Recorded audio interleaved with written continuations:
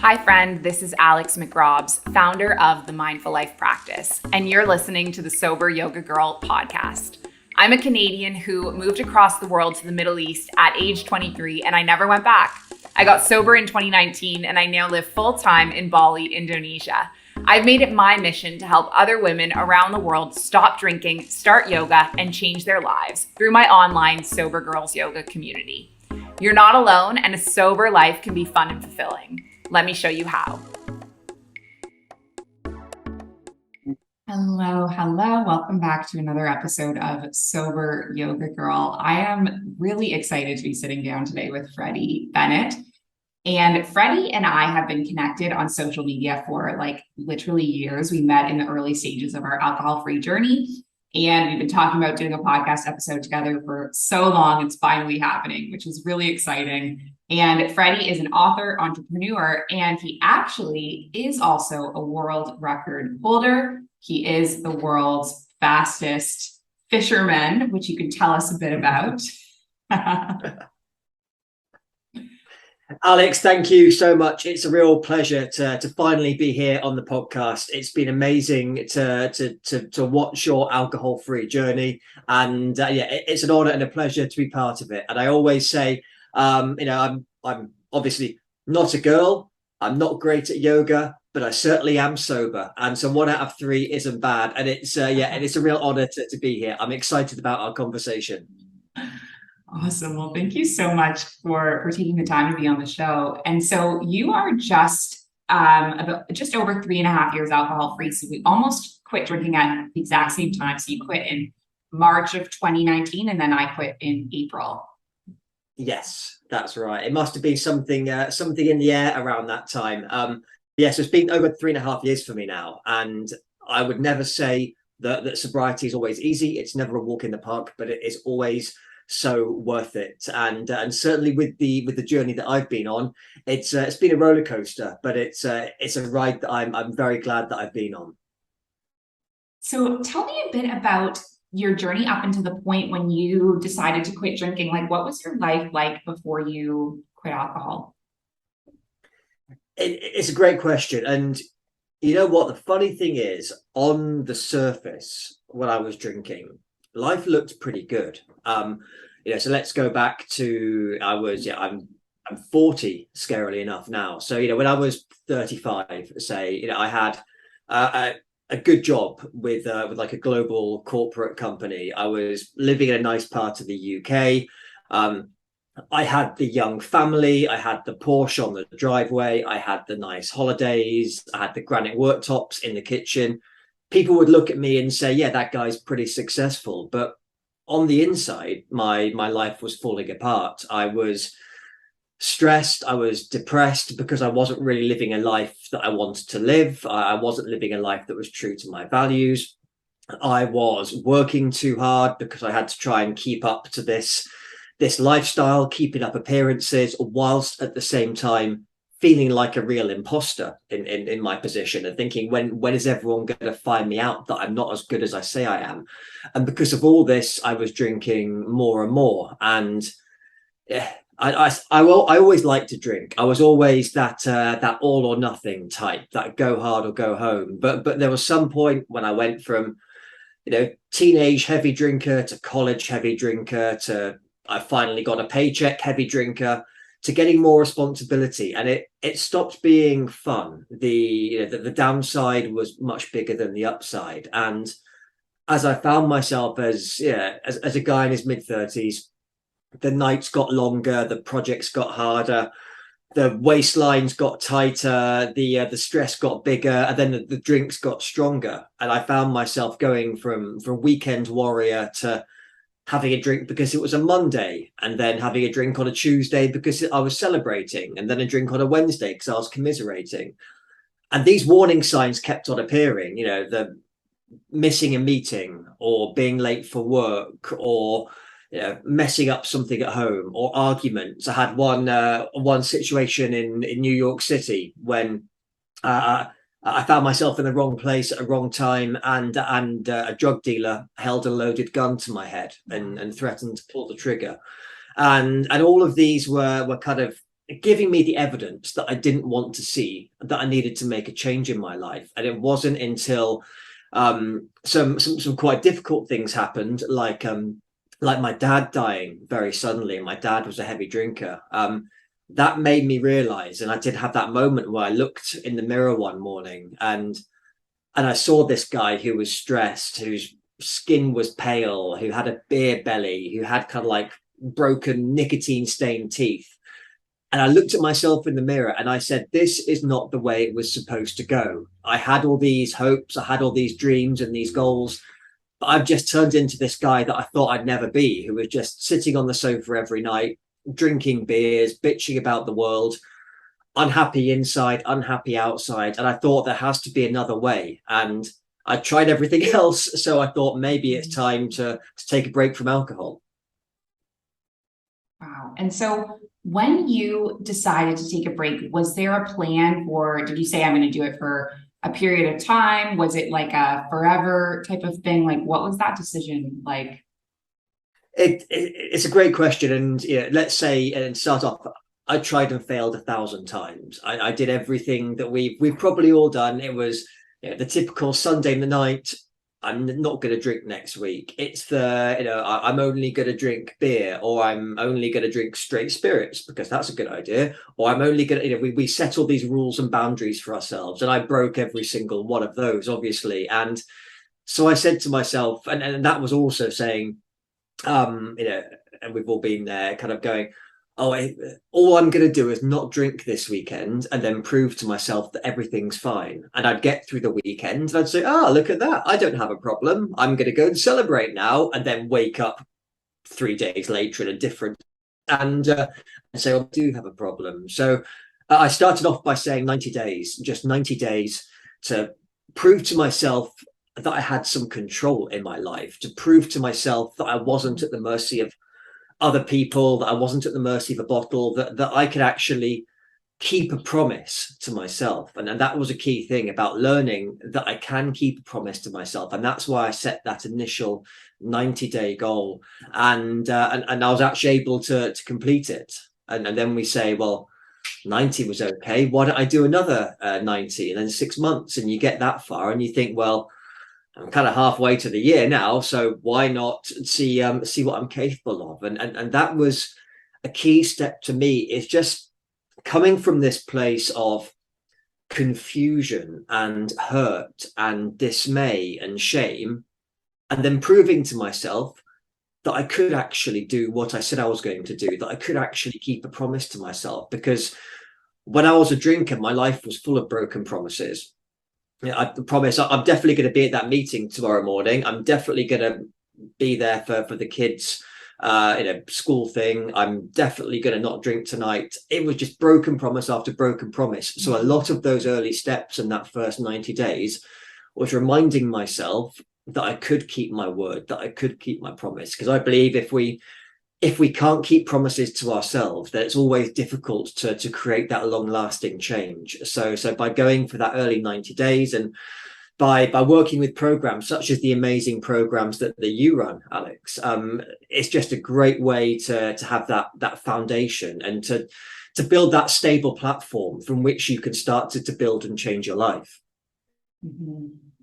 And what was that in your first 90 days? Do you remember, like, what was that like? What were some of the challenges? What did you overcome during that time?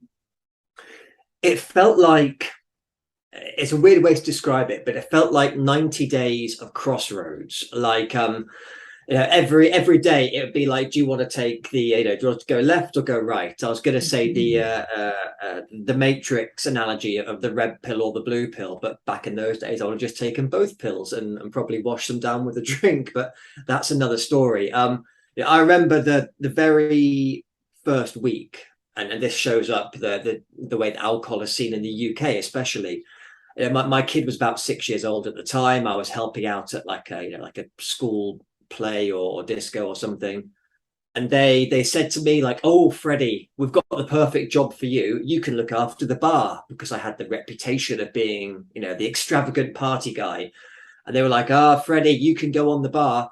So I found myself kind of on day 5 Wow. being on a bar serving people drinks, and then the organizers say, oh, you have a few yourself, and I'm like, oh goodness, I'm trying to take a break from alcohol, I'm behind a bar, I'm watching people having a great time drinking, I'm being told to have free drinks. And that was a huge crossroad, because in the Wow. so many times I'd just been like, oh, okay, I'll try again next week, and had a few drinks. But I had such a strong feeling that, again, if I was going to prove to myself that I'm going to do something different this time, that I have to choose that different path. And I have many phrases in life, but one of my favorite phrases is, if you want the things you've never had before, you need to do the things you've never done before. And that's what I kept saying to myself in those early days. I need to do something different. I need to do the thing I've never done before, which is actually saying no to a drink. And yes, yeah, there were stresses at work, there were birthday parties, there were friends who almost got quite aggressive when you say you're not drinking, and they kind of say, oh yes, but it's you, Freddie, you're always the drinker, you're the fun one, you need to have a drink. And when you say no, it's so hard. And that's what I've got so much respect for anyone that's on this journey, especially in the early days, because it does take so much control. But what I did find as well is that I couldn't make it about willpower, because I tried willpower so many times in the past, and you kind of white knuckle it, and you hold on, and you say, oh, I really want to drink, but I'm not going to have a drink, but I need a drink, but I won't drink. But a drink would be fun, but I can't drink. And then this whole thing goes around in your head. And then in the end, because as humans, willpower just won't last us so long. Something stronger than willpower. I had to have that vision of the life that I wanted, the alcohol-free life. And that's what I had to keep replaying, was that if I want that life, if I want all those things that I've dreamed of, I need to not have this drink right now. If I want that, then I need to say no to Mhm. this. And those kinds of thoughts and feelings were what got me through those 90 days, which was crazy. As I say, we sometimes get bought in by the way other people do marketing, shall we say, and they're like, oh, it's wonderful, it's fine, you're going to be dancing on rainbows, and sober life is wonderful, darling. And it's not. And that's what I say. It's because people sometimes get sold on that dream, and then real life happens, and they think, oh no, this doesn't work for me, and then they have a drink, and it's not always fun, it's not always easy, it's not always rainbows. But if we believe in that vision of the alcohol free life that I believe that everyone deserves, everyone is capable of achieving, that is what can get us through those early tricky days when it all feels a bit unsure. And I love that idea of just having that vision and believing in it, because I think that is like, that was one of the key things that got me through my early days. Is I actually wrote a poem visualizing my day, a milestone. It was, I visualized day 30, and then that was like the anchor that I kept coming back to. And so I think it's like, you have to see, exactly as you said, you have to see beyond this moment right now and the long term of the destination that you're heading towards, to keep at those moments of crossroads, to keep heading in the right direction. Definitely. No, I think that visualization is so important. I know Mhm. it's a key thing of you've talked about on your podcast before, and in what you do. And some people say, oh, that's just having a positive view of the future, but it can be so much more deeper. And as you say, it's such a powerful tool to help make it real. It makes our future vision, as real as possible, because that's what I believe can really get us through. Yeah. And so when you talked about, so you talked about this night where you ended up being behind the bar serving drinks. Did you end up Mm. telling people in that moment, like it was your date, but did you say like, I'm taking a break from alcohol, or did you just not talk about it? How did you navigate that? I didn't talk about it, and this is Mhm. maybe where I'm quite different, and I wouldn't recommend this is the way that everyone does it. But I kept it very private, Yeah. and I know a lot of people are like, they want the accountability, and they say, right, I'm on day one and the whole world's going to know about it. And if you even if I smell a drink, I'm going to be like, alcohol free journey day one. No, no, no, not for me. It's probably because I'm British, and I'm a bit more like reserved. And My personal view is, though, it has to be whatever works for anyone, because the key thing is not to put that drink in your body. And so I've said, if you have to say you're on antibiotics, if you have to say you're hungover, if you have to say you've got a big work day tomorrow, if you have to say you're doing a marathon, whatever it is, or you can say, look, I'm on this journey right now, and that's why I'm not drinking. I think, to be honest, whatever you want to say that gets you through that evening, and that gets you through those moments. And it's weird. 3.5 years in, I was in because I'm in New Zealand now. I was in Queenstown last week, and again, people I hadn't met before in an Irish bar, and even then, even after 3.5 years, I was like, "Look, guys, I don't drink. I'm not drinking," and they were like, "Come on, you can have one. You can have one," and I was like, "I've literally I've written books. I've given talks and everything about the alcohol-free life, and yet here I am."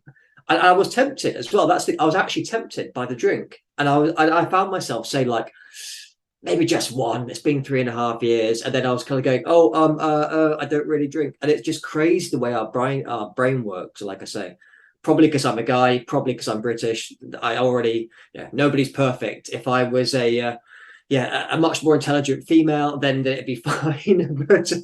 But I truly believe that whatever you have to say to get yourself through that particular situation, that people should do, because what's really important is the outcome, and the outcome that we want is that people choose not to drink on that particular day. Mm-hmm. Yeah, thanks for sharing that. And that's so true that for everyone, it ends up being different. I think in my early days, I was a little bit more reserved as well too about my sobriety journey. Like I definitely wasn't posting about it on social media. I think it was like day 90 when I eventually shared on social media that I was alcohol free. When did you have a point when you shared publicly about your sober journey? So I think, again, it was quite late on for me. I think Mm-hmm. I mentioned it at 90 days. My first big announcement was after a year, and that's when I mentioned it on social media. And a particular one that I was worried about was LinkedIn, with LinkedIn being a bit more kind of corporate and professional. Right. Um, and also, I'd cultivated this whole working persona of being the party guy, the guy who would always be great at the networking events and brilliant at the client entertaining. Because I was deep down, I was scared of being found out, and I didn't feel like I was good enough to be in this corporate world where everyone went to the right college and knew the right things to say, and wore the right shoes and everything else. I was the guy who kind of snuck in, it felt like. So making those announcements was difficult, and I was really nervous about that. And even things like talking to my family and friends, because you have people saying, "Are you an alcoholic?" There were people saying things like, "Oh, and yeah, is it something that we've done? We need to talk about it and have this whole big thing." And I was like, "Look, we don't have to turn it into something that's a big catastrophe where I need to have an intervention. It's just my decision." And I've said to people, I even say to people now when I meet them, I have certain goals in my life that are business goals, financial goals, health goals, adventure goals, relationship goals. I've always said that if I want to achieve those goals, that means I can't drink. And another maybe controversial thing that I say, I can still not hand on heart say that I will never drink again. Even now, after 3.5 years, I've always said, if I hit all these goals that I have for myself, then maybe I'll have a drink. But the thing is, the goals I've set are so huge and impossible, at least on the surface. I know it's going to take me 10 years, 15 years, 20 years to actually complete them all. But I know Alcoholics Anonymous has different opinions, should we say, and some people love it, some people don't go that way, which is absolutely fine. But one thing I do like, what they say is, it doesn't have to be forever, it just has to be for today. And I think that is such a powerful thing in all of our lives. Time, we tend to think of time as being linear. There's all the crap that we did in the past that we're trying to escape. There's all the stuff in the future that we kind of want to happen, but also makes us quite anxious. And it's so easy to get caught up in either the past or the future. But if we can just focus on the present and on today and what we can control, then a lot of these things just sort of look after themselves. And then so that's been one of my main focuses is saying to people, I'm not drinking today. And if we can keep saying that, then that's going to get us to where we need to be. So since you went alcohol free, what have been some of the accomplishments? How has your life changed? So how do I say this? So I mean, it's crazy when you think about it. Like, I don't count the exact days anymore, but let's say it's 1,200 days that I've been alcohol free.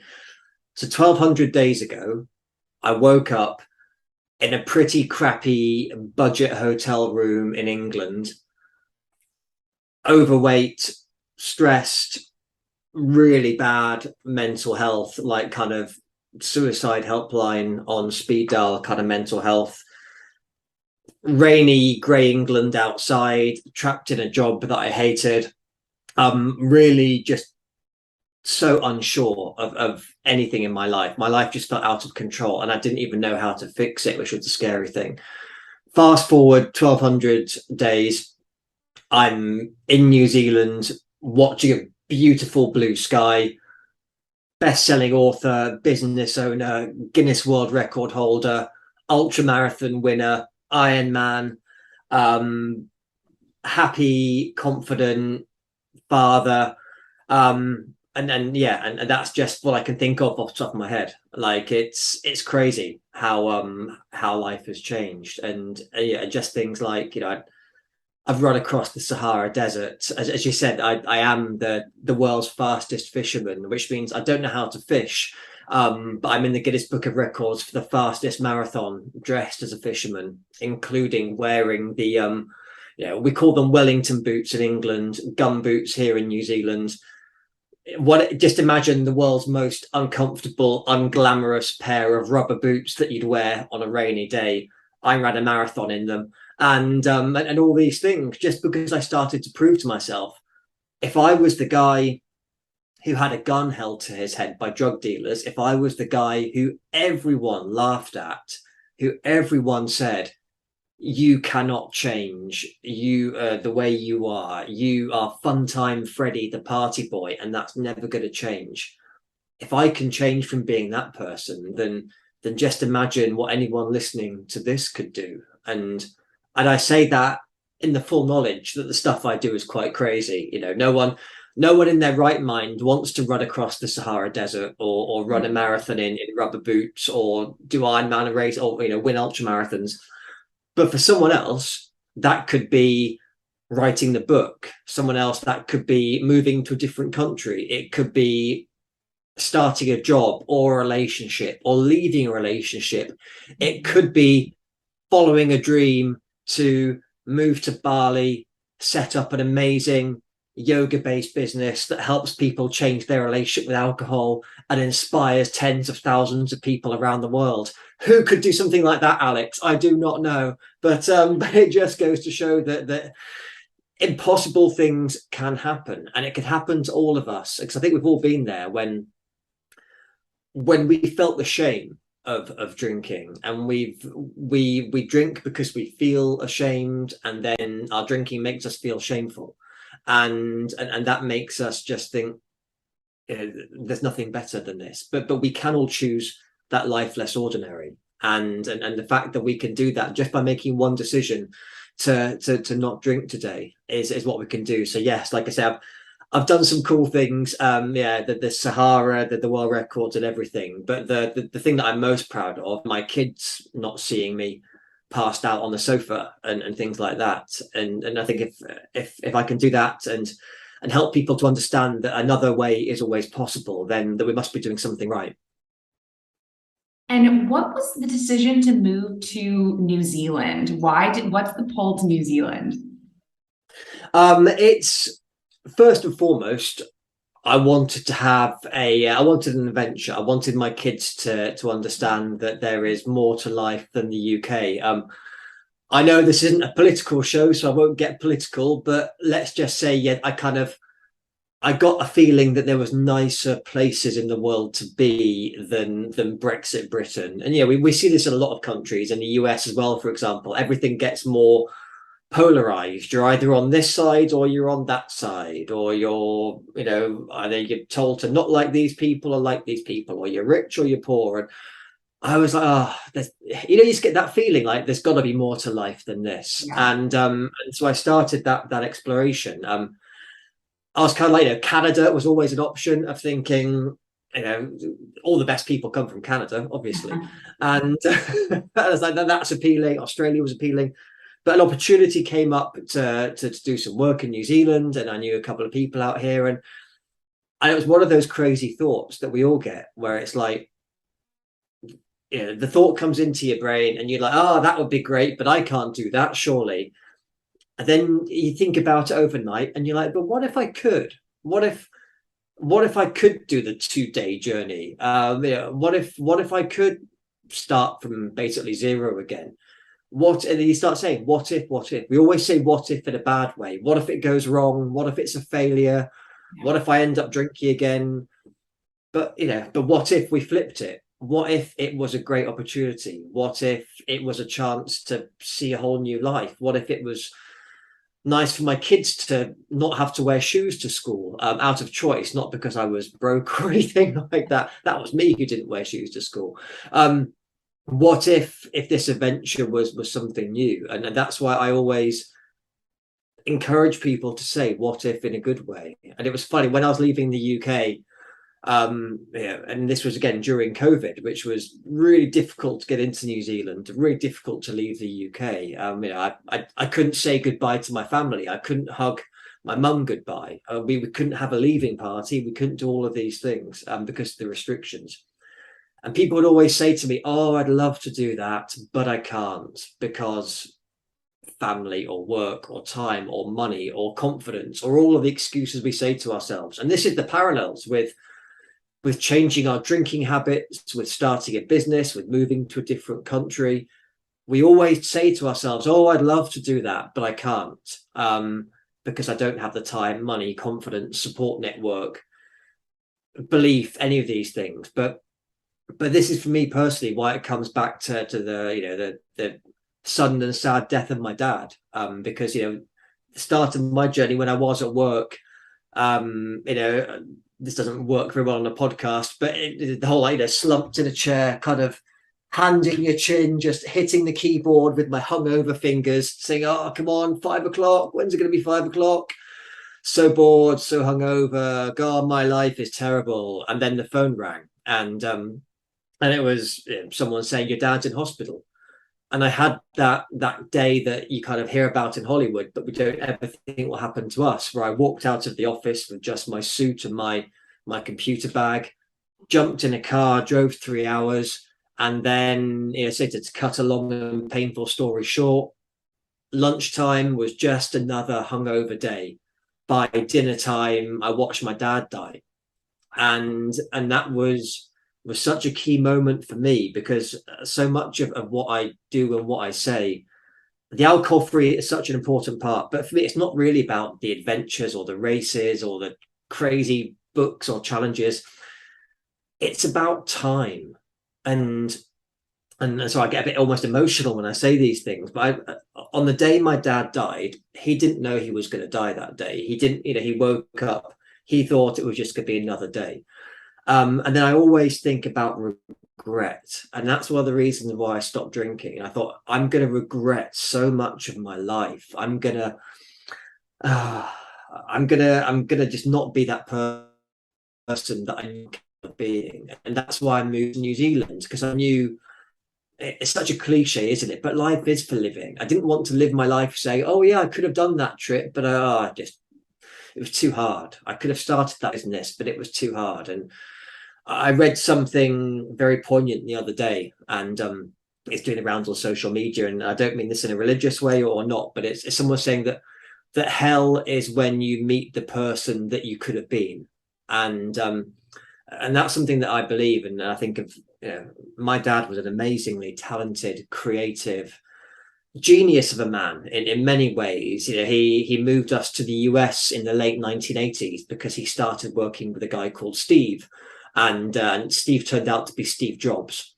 And so that was like the people that he was working with, but it all went wrong for him because he was drinking too much and because he wasn't good at relationships and business and everything else. And I just thought, how many regrets did he have? And we always say, like, oh, don't want to turn out like my parents, but it was true for me. And I think, how can we all do more just to not live that life of regret? Because we've all done things, we've all done stupid things, especially when we're drunk. And there's a saying, everyone's pissed in a closet and stuff like that. And but we can't change any of that, but we can change our futures. And that's why it was so important to make this leap of faith, to move 12,000 miles to a place where I had no family, had no support network, had no job, and in many cases had no money. And I've been here for 18 months now, and there's been so many times when even now I've been like, oh, if only I just stayed at home.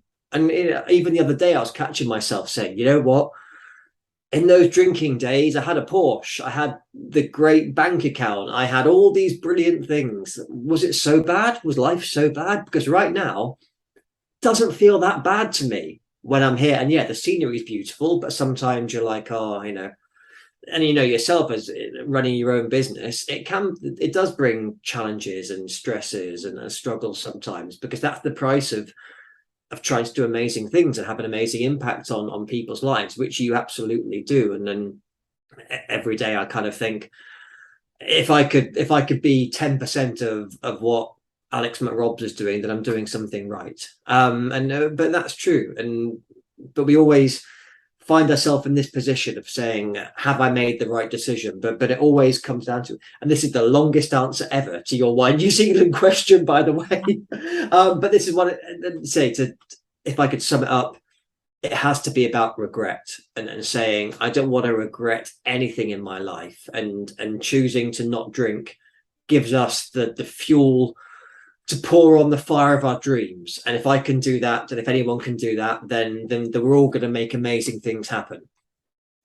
And I love that share about when you started answering the question, you were talking about how people all the time say, I would love to do that, but X, Y, and Z, my family, my this, my that. And I hear that all the time. Like when I talk about my life living, I've spent my whole 20s living overseas, and people all the time are like, oh, I'm jealous of you, I wish I could do that. And I'm like, you literally could. Yeah. I just packed up my stuff and just moved to Bali a year ago because I was like, this is just like what I want to do. And it's like been absolutely challenging and difficult. And there's moments where I'm like, oh, I should just go home, my life would be easier. But it's really like, it's about taking the risk and not having regrets. And it's always been me kind of figuring it out as I go. And I think if anyone listening to this is thinking that they would want to make one of these big life changes like that, like you absolutely can. And especially once you go alcohol free, the world is just yours, I totally agree. I'd love to get your view on this. We can flip it.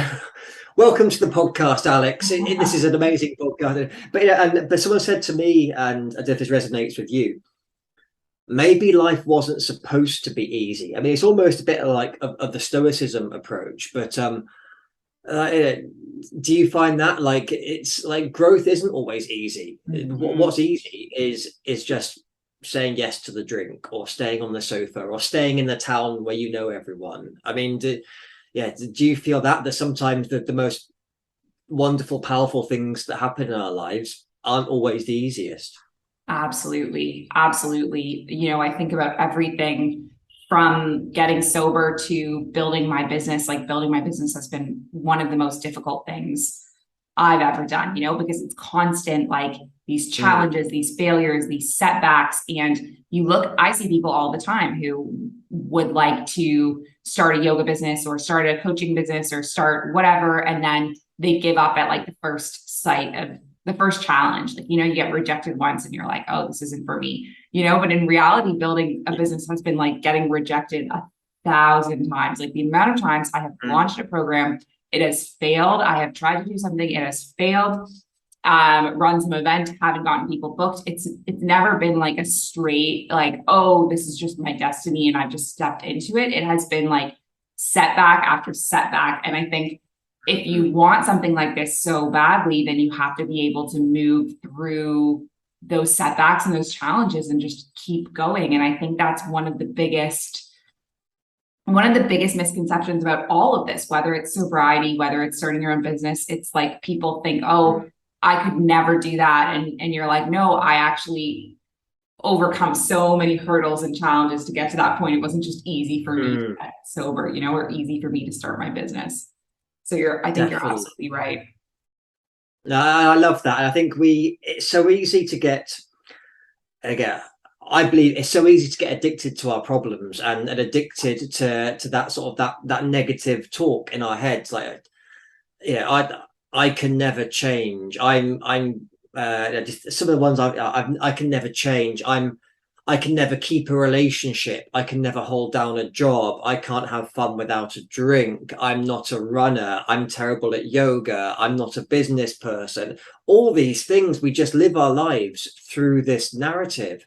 And I'm here to say that people can stop that. You can. It's a bit Tony Robbins, change your story, change your life. But it is true. And I say the way I try and embody that is through things like exercise and running, because people say to me, oh yeah, but it's okay for you because you're a runner. And I'm like, I'm not a runner. Like, I literally 3 years ago I could not run around the block. I tried a marathon in 2012 in London, and that was my trademark drinking and training program, which doesn't work. I think I literally took cigarettes with me for a training run. At one stage, that's how badly I was doing it. And I tried this marathon, and it was terrible. And because it was London, everyone's like, oh darling, London Marathon, darling, oh it's wonderful, the atmosphere, darling, it's amazing around London. I just remember thinking, this is the worst day of my life. Like, it took me 6 hours. I was crying and limping and everything else. And so I'm like, I'm not a runner. But I told myself, well, what if I just started? What if I just literally and metaphorically just took a step today, and then another step tomorrow? And then I went from that to completing the world's toughest foot race, 200 miles across the Sahara Desert. And I'm not a runner. So someone else who says, I can't quit drinking, well, they can. Or someone else who says, I can't start a business, they can. But we tell ourselves that we can't. And I think there's a lot around thinking, how can I take ownership of this situation? How can I say to myself, I'm not the person who shies away from this. Now, from now on, I'm a person who keeps doing something, even though it might get a bit hard sometimes. From now on, I'm the kind of person who can say no if I want to say no. From now on, I'm the kind of person who doesn't need other people's approval or other people's permission if I want to do something. It's just these things that we can, these small shifts that we can all make. But I believe we all can, because if some broken down English guy can do it, then there's much more. All of your listeners have got much more intelligence, passion, ambition, drive than me. So anyone can do it. That's for sure. This has been so inspiring. I've loved hearing your story and your nuggets of wisdom that you've picked up along the way. So I'm just wondering, I have two more questions. The first is, what kind of work do you do now? So you started your business. How can people connect with you? Perfect. So the work I do now, I kind of combine everything I've learned from my corporate career around sales and marketing, when I worked with clients like Amazon, Coca-Cola, Microsoft, Virgin Atlantic, and so my professional expertise with all of my experience around helping with mindset and confidence and courage. And then I go into businesses and I effectively give their teams the mindset, the tool set, and the skill set to achieve impossible goals. So that might be impossible sales targets. It might be dealing with the impossible resourcing situation that I know so many companies are facing with the global talent shortage at the moment. So, as I say, I use these talents. I go into companies, we achieve impossible goals, and they break records. So the best place to find me is my website, which is freddiembennett.com, or my Instagram page, which is the Freddie Bennett. And always happy to connect with people. If people go to our website, there's a free ebook, free download. I try and give as much value and content as I can, because for me, it's about serving people. And if I can, most importantly, just help people to think differently and do one thing differently in their lives, then amazing things can happen. Yeah, amazing. And okay, my last question for you is, if you had any wisdom or any advice for someone who is just starting out their alcohol-free journey or just curious about sobriety, what would that be? I'm going to try and shoehorn two in very quickly. So the first one is, there's never a perfect time. There's always going to change drinking habits.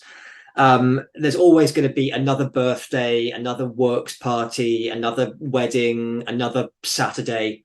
There's always going to be something. There's never a perfect time. So make today the perfect time. And the final piece to end on really is that it's a reminder. And I say this as someone who failed to change his drinking habits 1,000 times. And I mean that number. I tried and failed to stop drinking 1,000 times. But just remember, you only need to get it right once.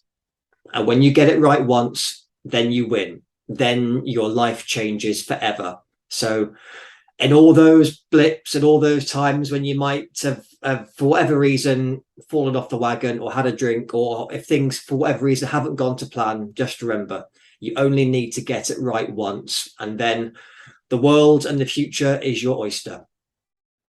Amazing. Well, Freddie, I just want to thank you so much. This has been such an inspiring conversation, and I really loved getting to hear your journey and how you got to where you are today and the things that you learned and took away from your story. So thank you so much.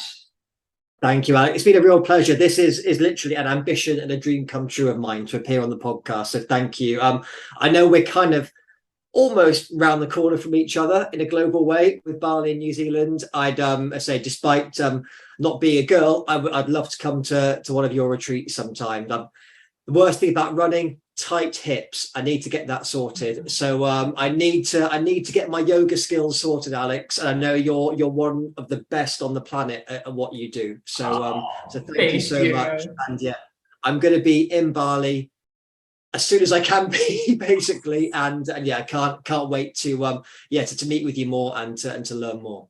Amazing. Oh, that would be awesome, meeting in real life. Let's make it happen. I'm sure we can. Impossible goals, Alex. That's what we're going to do. We're going to achieve this impossible goal. The next podcast is going to be live in Bali. Yes. All right. Thank you so much, Freddie, and have a great day. Thank you. Been a pleasure. Hi, friend. Thank you so much for listening to this episode of Sober Yoga Girl podcast. This community wouldn't exist without you here, so thank you. It would be massively helpful if you could subscribe, leave a review, and share this podcast so it can reach more people. If we haven't met yet in real life, please come get your 1-week free trial of the Sober Girls Yoga membership and see what we're all about. Sending you love and light wherever you are in the world.